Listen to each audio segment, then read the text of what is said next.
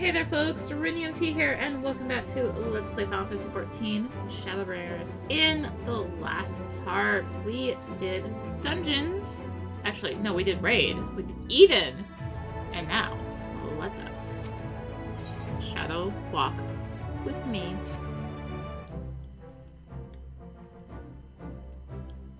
Well, if it isn't the Great Hunter herself. As if you don't know, all four of the cardinal virtues laid low, all with your help. You're the talk of the stairs, Arya. With the night return to Lakeland, we knew in our hearts that change was on the horizon, but never did I dare hope that you might help rid us of those terrible fiends. You surpassed my wildest expectations.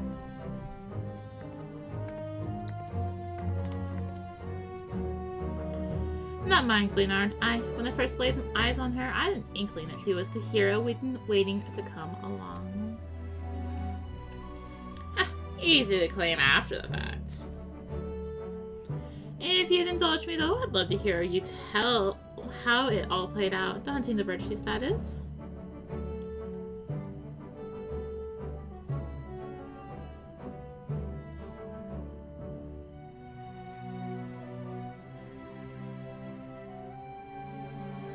My word, there's so much more to it than I realized. And there I thought you'd only had to track down the bloody things.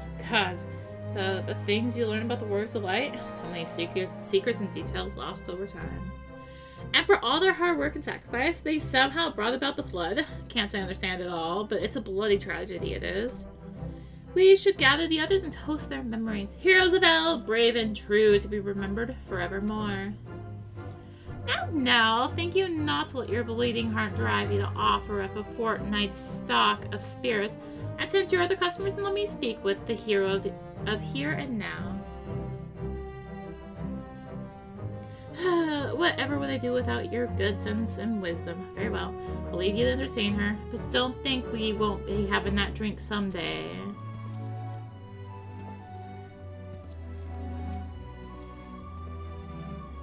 Arya, I must thank you for sharing with us such incredible tales. It's only right that I repay you in kind. Huh? With the ending, that is. With the story of the true villain who towers above the virtues. The devil more deserving of death than any that yet lingers in this world. If your curiosity has been piqued, then meet with me atop the balcony overlooking the crystalline mean. I'll be waiting there until you do.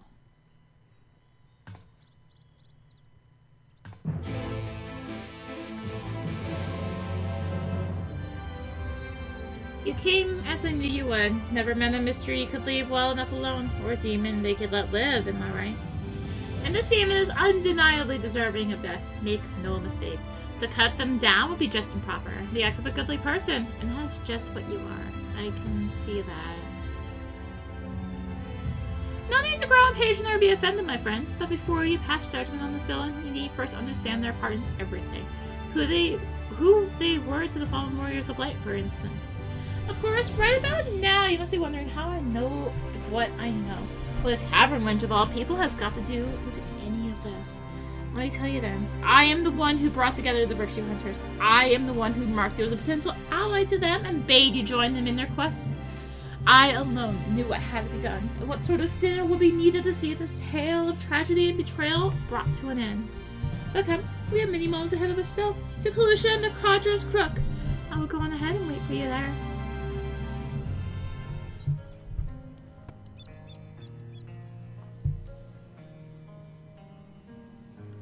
You are accustomed to life on the road, I see. As am I. Do you recognize this place? I thought you might. Here's where it began, where Ardbert first met Lammet.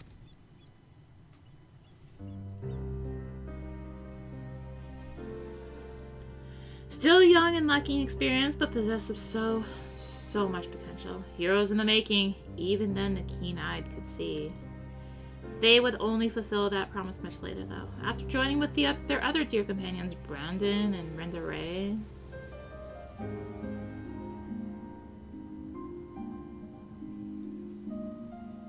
One other, an elven woman, not half bad with a sword.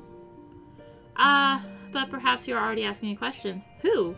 There were 5 warriors of light in all, but she would make 6. Indeed, after Adi and Neilbert, there does seem to be one too many.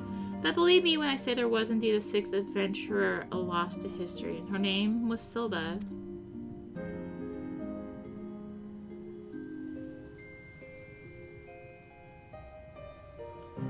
Though I doubt I need convince you of this truth. When you walked into Virtue's memories, you saw her time and time again, did you not?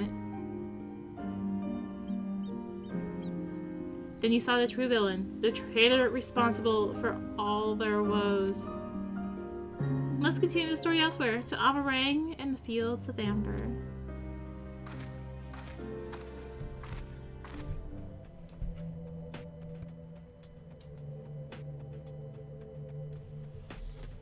You saw the true villain's face in their memories, and I told you her name in Kalusha. But what were her crimes, you ask? Hearken to my tale, and you will learn. Silva had joined the others before they first met Neilbert. After the party of 5 came to this place, they took on a commission to slay a powerful beast that had taken up residence in the mines.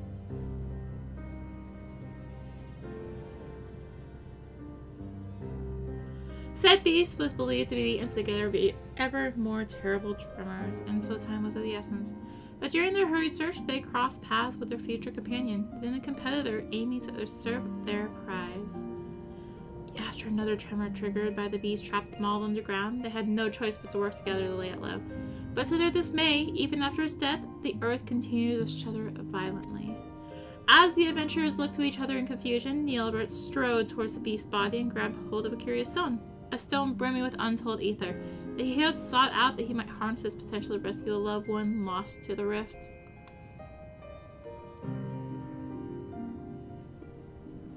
But so powerful was the stone that it warped the flow of the life stream. Its very existence was a threat, and so, when faced with the choice between one life and countless others, Neilbert wept and shattered the stone.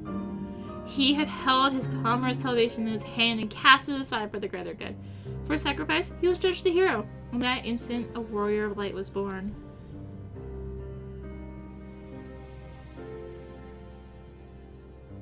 In life, Neilbert was a pragmatic figure whose wisdom and sagacity were admired by all. Little wonder that in death he would retain his virtue.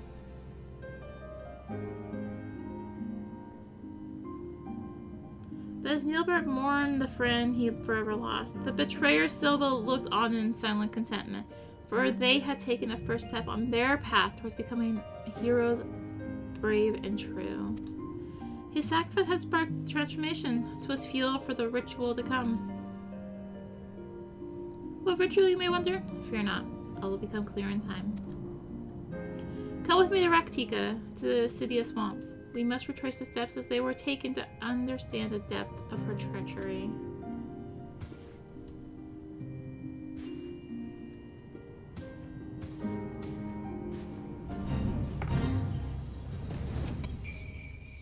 Oh, I saw Mind Maker.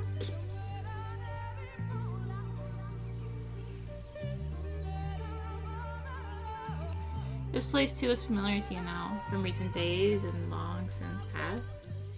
From days recent and long.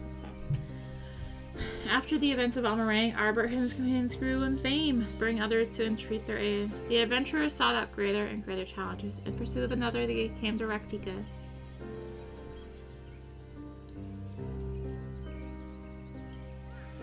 While here, the hunter Rentare learned that the notorious mark, Balaam Keats, was near, and so, under cover of darkness, she slipped away from the others to slay the beast by herself. Like Neilbert before, of course, you already know what her motive was. Balaam Keats had robbed her of her fellow hunters. Only vengeance would redress the balance. Moreover, she would not dare risk the lives of her new comrades, so terrified was she of the mere possibility that she might have to relive that terrible day. And so she faced Balaam Keats alone, and would surely have died for it, had Ardbert and the others not arrived in time to help.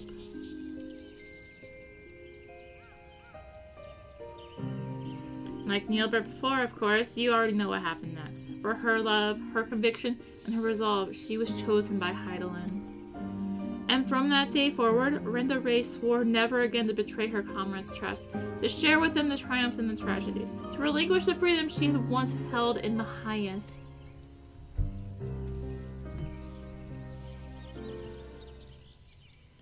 The bravest, most courageous hunter that ever was. That moment would define what she became in life and in death. Her sacrifice would hasten the transformation, was fuel for the ritual to come. The betrayer Silva looked on, yet more satisfied. They were oblivious to her machinations, unaware that they were dancing to her tune. Their journeys continued, and so must ours, to El Meg and Liagia.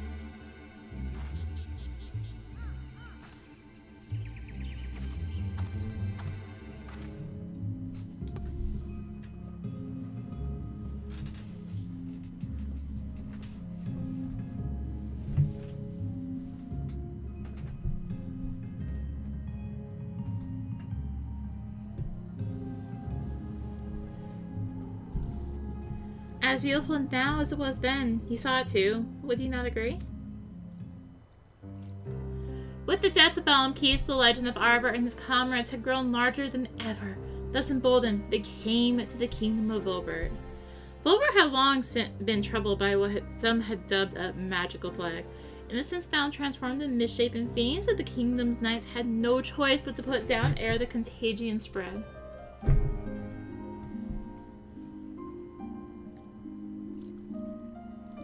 Brandon had been one such knight. In his youth, he had served the Princess Saldia faithfully, only to be cast out for a single mistake. Thus did he take to the road where he met Ardbert and the others. Having grown stronger and wiser and more respected, Brandon felt it was time to return and redeem himself. With the aid of his comrades, he did just that. Tadric, the court mage, was unmasked as the mastermind of Wilbert's misery, and by disgraced knight's blade was he brought to justice.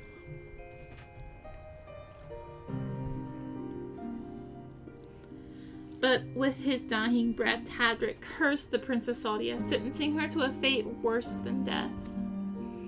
At her behest did he raise up his blade, and for the sake of the kingdom strike down his liege lady.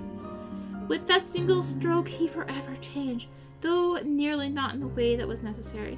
He stood at the precipice and almost forsook his compassion for unflinching judgment, but mercifully turned aside at the last.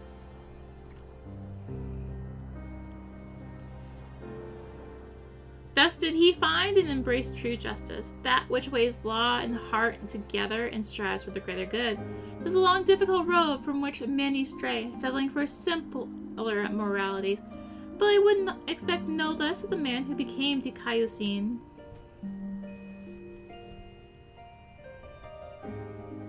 His sacrifice would strengthen his transformation. 'Twas fuel for the ritual to come. And as her companions grew ever more powerful, so too did the betrayer Silva. Bit by bit, they brought her closer to her goal. But was not yet finished. To Kalusha they returned, and so must we. Tomra and the next chapter of our tale await.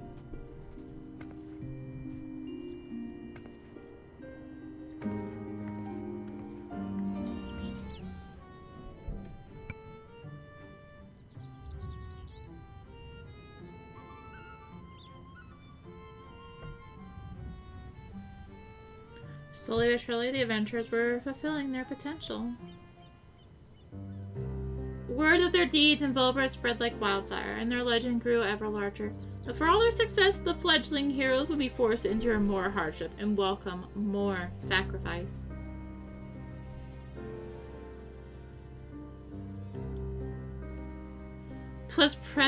They pressed deeper into the depths of Raktika, towards ancient Ronka. 'Twas there that the dwarf Lamet came to a crossroads, for in claiming the magic she desperately desired, she would be forced to renounce something equally precious.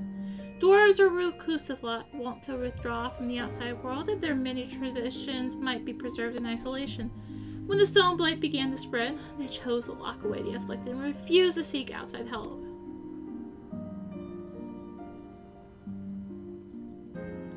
But Lamet would not abide this. She vowed to save her alien kin, her sister among them, even if it meant violating dwarven law. With her newfound power, she returned and cured the sick. For this, she was banished by the Council of Elders. This came as no surprise, for she had made her peace with it long before. When she stood in that ancient ruin and called upon forgotten guardians to grant her forbidden knowledge, she knew then what the price would be. She had weighed her traditions and identity against the lives of those she loved and made her choice.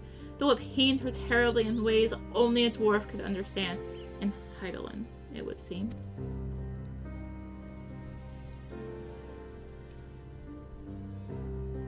Through hardship and sacrifice was a new warrior of light forged, a healer that knew more than any the value of a life, and would do anything to see it preserved, even in death. Her sacrifice would nearly complete the transformation. 'Twas fuel for the ritual to come, very soon then, very soon. For Ardbert and his companions had stumbled upon evidence of the larger design, threads linking together the disparate travels of the realm. A name spoken only in whispers, the Shadowkeeper, a singular force sowing chaos and discord through Norvrant to an unknown end. If the Warriors of Light truly wished to save their world, then they would need to confront this villain among villains. And at the end of their exhaustive search, at the end of their struggle, who do you think they found waiting to welcome them with open arms? The answer to that awaits us in Lakeland, our final destination. The villain yet walks among us, Arya, unknown and unpunished. Go on ahead and wait for me at Laxenloft. There are preparations to which I must first attend.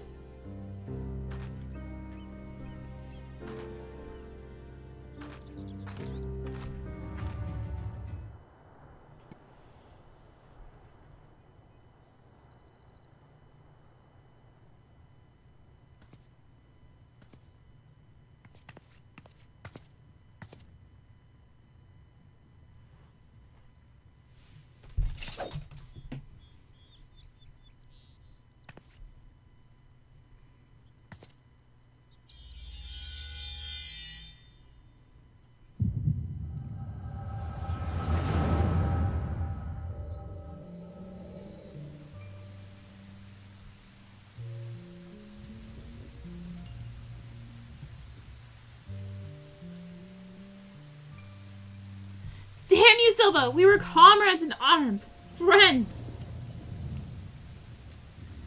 That we were, and that we are. Everything I said, everything I felt, was all true. You mean the world to me. You're the bloody Shadowkeeper! What the hell was this for?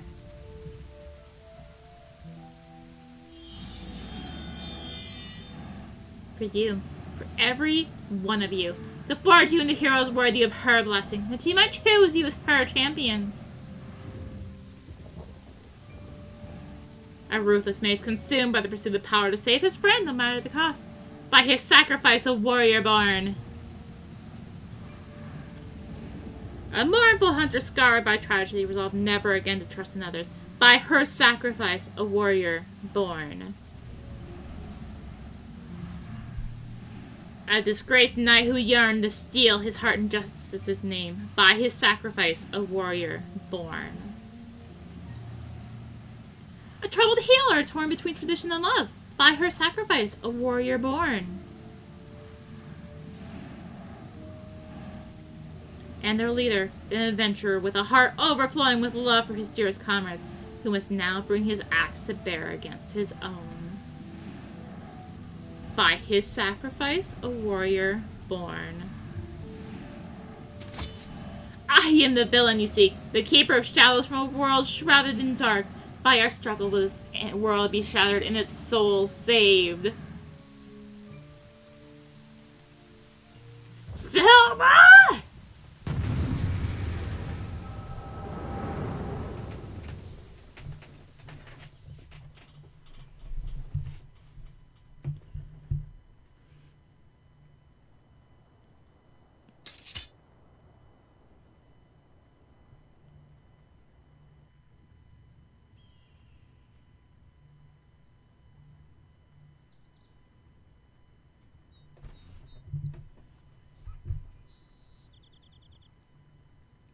Saw it all, did you? I thought you might. Mother's gift has a knack for showing us exactly what we need to see, if not what we want to, or when.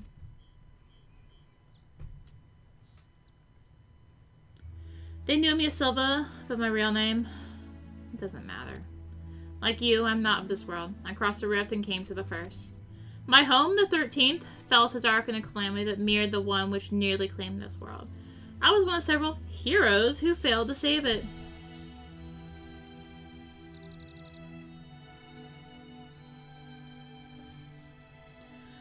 boy, Unokai. I have glimpsed him in your memories. He was a friend. Like him, I heeded the words of the Ascians, and that I might redress the balance, I chose to come here and hasten the rejoining of the worlds. A shard subsumed by dark demands a mirror of blinding light. Primordial forces will strive to achieve equilibrium, but there was a solution, a single solution, I believed. Were a flood of light to consume this shard in its entirety, it would be of no use. The Ascians made it clear it must be brought to the brink, but no further. The task was difficult, but the plan simple. Souls predisposed to light, fledgling heroes in the making, I would bring them together. I would bring together Ardbert and his companions and groom them for a higher purpose.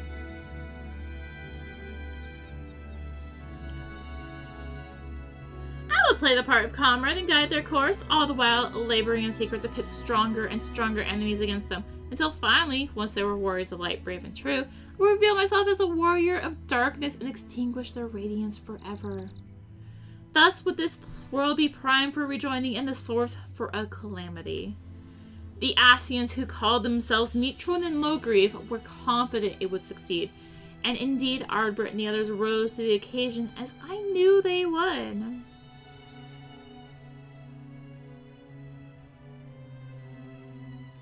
It was not to be. I had misjudged Ardbert. His comrades before him had made their sacrifices in turn, and as their mirror, I had grown stronger for it.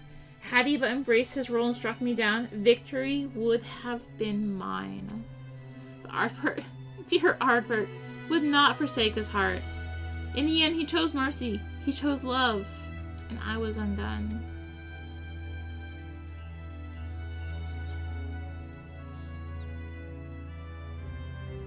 The rest you know. He sought out Mitron and Logrieve and granted them what he refused me. They accomplished everything they set out to achieve, and then the flood came and washed it away. In the wake of my betrayal, I would look on from the shadows and reflect on my many sins as all fell to ruins. Denied death then and now, and perhaps ever after, as a fragment of my essence endures. But then, one day years ago, my fallen comrades rose again as the cardinal virtues. It coincided with the arrival of the first scions, I later realized. A defense against the forces being marshaled to undo my failure. I could but assume the Ascians planted the idea in Valthry's head. They were his creations, after all. And with their graves in Yulmoran territory, it was doubtless a simple matter to have their bodies exhumed and prepared. Who am I to speak, you may think when I say this, but when I saw these abominations he had wrought in their image, I was filled with such despair. Such anger. I cannot unwrite the past. My soul is stained with blackest sin. I will not pretend it can ever be otherwise. But this act, I could not ignore. If the Ascians were going to such lengths, then surely others would cross the rift in due time. And so I hatched a plan. I would assume the guise of Ciela and ask her take up residence in the Crystarium, where I would take measures to bring together the most ambitious of adventurers. Individuals driven by more than mere coin. Virtue hunters. That way, when the enemy the Ascians feared more than any came to the first, the stage would be set. They would join in the hunter's quest, and together unmake Valthry's simulacra and lay their souls to rest once more. And so you did, Arya. The virtues are no more, but the one ultimately responsible for their creation, the devil who set them on their doomed path, lingers still. You know all there is to know of the heroes who saved this world. The truth I kept hidden in the shadows is yours, and there are no more secrets to share. So I ask you now to grant me that which Ardbert could not. Death. You still have a duty to others.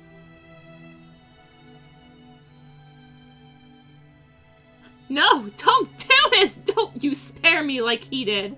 How can you stand there and say I deserve to live? Knowing everything I did, the lives I destroyed, the chaos I wrought, the wardens pale in comparison. Surely there is no greater villain than the Shadowkeeper. Which is why you must live and to atone for your deeds.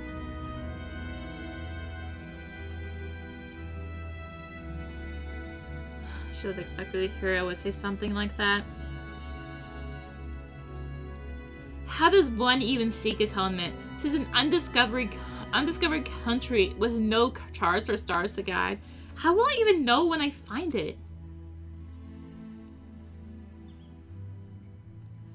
Perhaps I may yet find purpose to preserving my comrade's legacy, helping others to understand the sacrifices that made them true heroes. For now, I shall return to Grisarium and continue to assist Gleanard while spreading the forgotten tales of the Warriors of Light. You would have been good friends, you and Ardbert, in another life. Maybe you and I as well.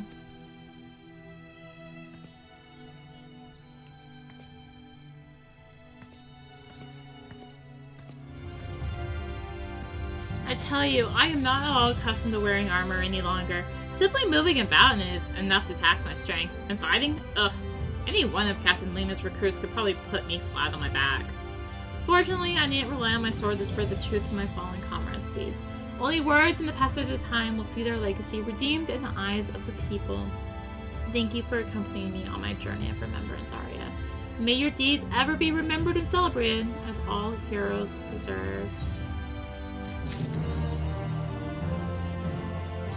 And that wraps up the role quest! Woo! So, yeah, it does also finally explain, like, why is there this, like, mystery person here in all these cutscenes for the role quest? So I forgot to turn on the scenario guide from doing some extremes. Oops. So yeah, I guess that will do it for now. And the next part we will head into patch 5.1. So thank you for watching. If you enjoyed the video, consider liking, commenting, and or subscribing. If you really enjoy it, consider supporting the channel. All support greatly helps you keep getting content like this and more. You can find the links for that in the description, along with links to me on social media. So thank you again for watching, and until next time, this is rinimt, signing out.